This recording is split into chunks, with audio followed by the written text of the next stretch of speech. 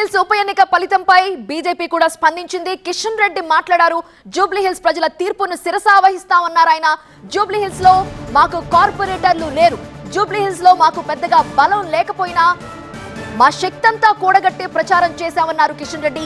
MIM support తో కాంగ్రెస్ గెలిచింది అన్నారు. జూబ్లీహిల్స్ తీర్పుపై పునః సమీక్ష జరుపుతామని తెలిపారు కేంద్ర మంత్రి. ఈసారి ఎలక్షన్స్ వచ్చినాయి కాబట్టి భారతీయ జనతా పార్టీ అక్కడ మా పార్లమెంట్ పరిధిలో వస్తుంది కాబట్టి తప్పనిసరిగా మేము ఒక రాజకీయ పార్టీగా మా కార్యక్రమాన్ని ఎన్నికల్లో పాల్గొని ప్రచారాన్ని చేపట్టాము.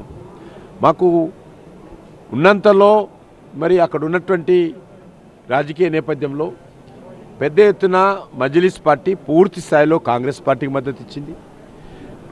మజ్లిస్లో ఉన్నటువంటి ఒక గ్రూపు వాళ్ళు కొంతమంది టీఆర్ఎస్కు సమర్థించినట్టు తెలుస్తున్నారు. దానికి సంబంధించి పూర్తి అనాలసిస్ చేసుకోవాలా.